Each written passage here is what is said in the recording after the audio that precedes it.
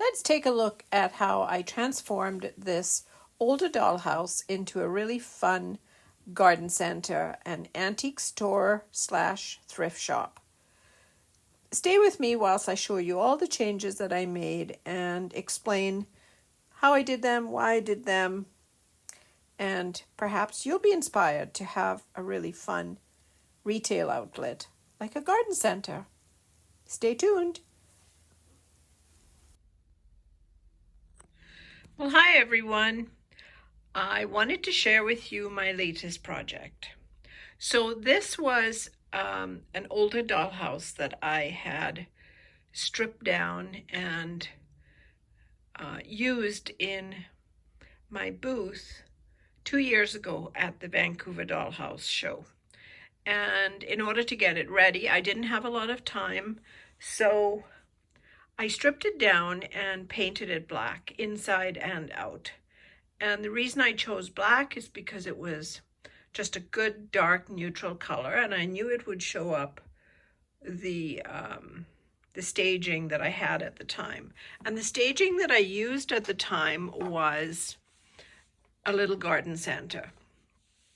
Fast forward 2 years later, I'm reusing this piece, but I've decided to do a different theme. So I've upped my game. I've turned it into a little antique store and garden center combined.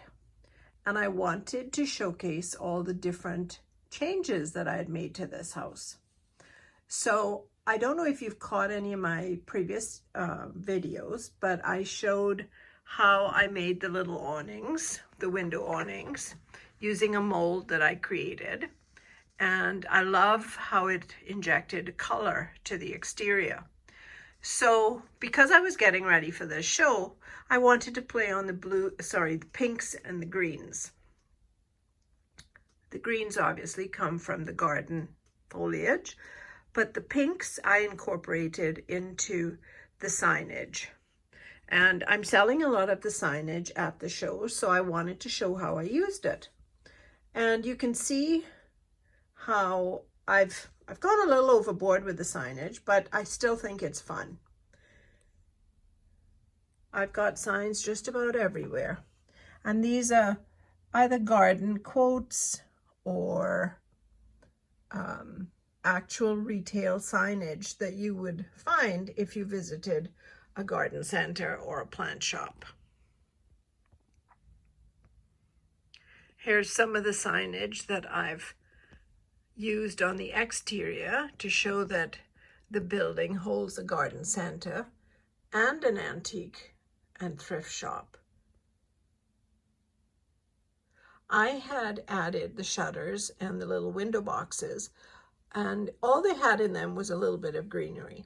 This time around, I decided to go a little wild with the vines, and I planted vines growing up out of the window boxes, growing up onto the roof and up over some of the shutters. And I think it adds a lot of interest and movement. I also put lots of little tufts of grass growing on the roof as if the building has been there forever. The little bits of moss, and of course I love the trailing moss. Many years of living in Florida, many moons ago, I loved the way the moss hung on trees. That was the Spanish moss. Well, this is green moss, but it still has the same effect, adding a very vintage, tropical warmth feel to the house. So this little corner next to the front step looks a little bare. And when I display this house, what I'm going to do is use an oversized pot. Now this wouldn't be considered miniature, but I love the size of it. It's a little, it's either 2 inches or 3 inches. I can't remember. I think it's a 3-inch pot, or maybe it's a 2-inch pot. Yeah, I think it's 2-inch. And it's stuffed full with an assortment of textures and colors. but the scale of it works really well. Obviously not for inside of a house, a miniature house, but outside. And it looks like an oversized planter. And I love what it does there, filling in that little nook. The sign doesn't look so intrusive. And I would use a smaller little plant and perhaps a fun little whimsical sign just to complete the little vignette. And I think it adds a little bit of status to the front steps. Otherwise, it looks a bit bare. Now going around the porch, you can see I have two little plants that sit right on the porch railing. It's a tiny little porch, so I didn't have room to do much. I put a little garden bench. It's a little metal bench on the inside there. I may or may not keep this little wreath, but it adds a little bit of color. And of course we have the come in, we're open signs and a little birdhouse that pulls the color pink.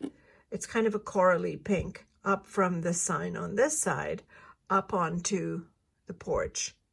Also, I had these little tiny flowers that I incorporated into the vines, and I think they almost look like a climbing rose. I have no idea what they are. They're just pink flowers.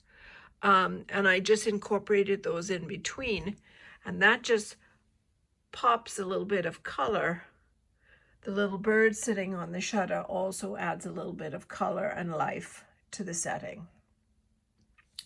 I found that when I was pulling together the house the other night, with the peaked roof and painted black, it was starting to take on a little bit of a witchy vibe, and I certainly didn't want that at all. I wanted a much softer, prettier look that was more reminiscent of an old country house that had been incorporated into a garden center and had been there forever. As we come around the side of the house, I'm going to pull this around so you can see. I'll slide my chair around. I'm going to display, I've got a lot of these little tiny flower pots with bulbs in them, and I'm going to display these sitting on this green landscape paper. Just to give you a little behind the scenes, when I was finished with the house, I knew I needed a base. Well, I didn't have enough time to shop for the exact type of base I wanted. So I dug around in my stash and I found a roll of this landscape paper. I don't know if you can see it here. It almost feels like it's a bit gravelly. It's paper that's got a texture and it's dyed green. And then I found this moss paper that literally has moss glued to it, and then it's been dyed. So I cut it in such a way that I could go seamlessly from one edge to the other. And I did this around the whole base of the house. I'm going to have stuff butted up against this so this white felt won't be visible. But it serves as a good display for the show coming up. So I'm going to be featuring a lot of the plants that I have for sale on this base. But as you come around the side of the house, you can see there's many different types of moss. I've painted moss onto the house. I've glued moss onto the house. I've hung moss from the house. I've used little tufts of grass growing on the roof in the mossy areas. And I used the moss as a base to grow some of the vines, trying to keep it as natural looking as possible. The little bit of green moss hanging here and there breaks up the stark black. The black just acts as a nice backdrop for the whole thing. And of course, we've got signs. Lots of little signs. I love the signs. I think they add a lot, especially because this is a retail space. Now, if you were doing a private home dwelling, you wouldn't have signage. The signs are for, well, for this purpose, for revamping a dollhouse into a retail space. And I've even put signs all the way up into the peak of the roof.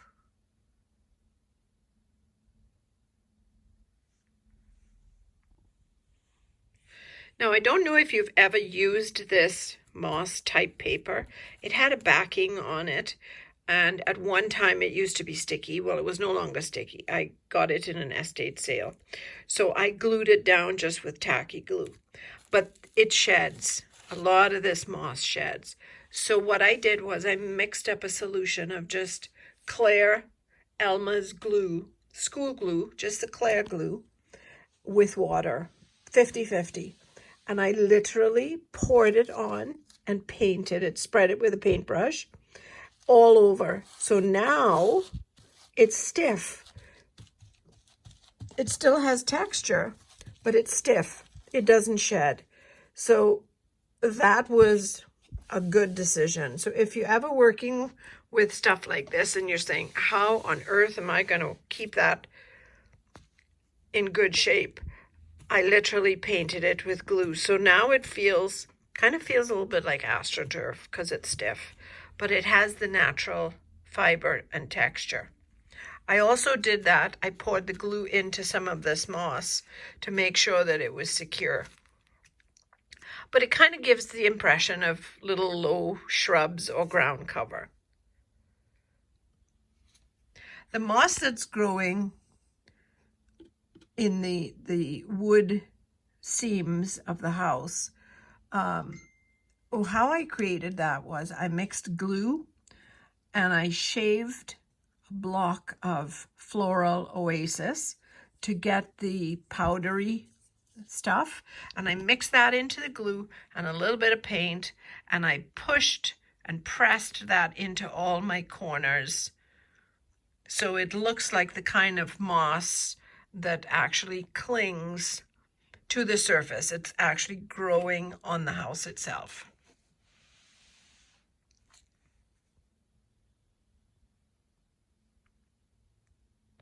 And if you're interested in making these awnings, I have a really good step-by-step video. I think I have a couple of videos on the awnings showing how they were done.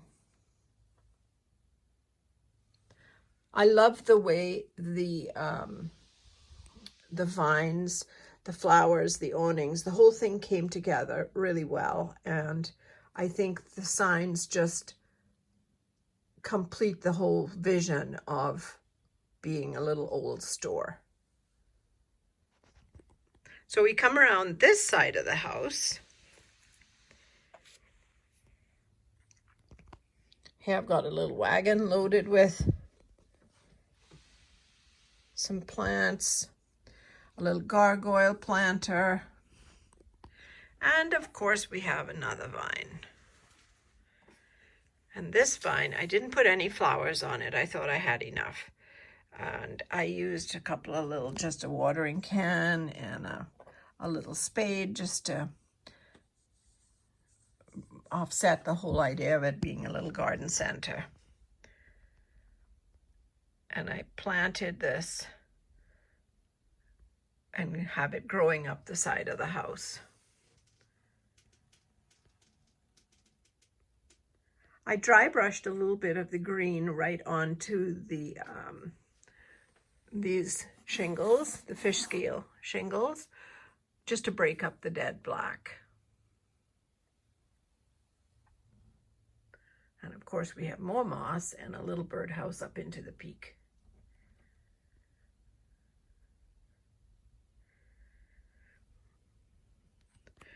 The window boxes, I used a little bit of green acrylic paint, a mossy color, of course, just to age them and give them a little bit of character. And I love this little garden hose. I found this on Temu and I thought it was so cute. So a lot of my plants have a very earthy, natural look to them. I didn't want them to look spanking brand new plastic. So they're mounted on little, tiny little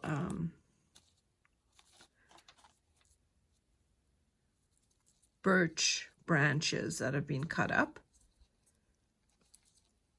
And these are acorns that I used as a flower pot, and I molded a little pigeon out of clay. So there's lots of these little natural looking bits and pieces. There's a little bird has nested in this planter and left 3 little eggs behind.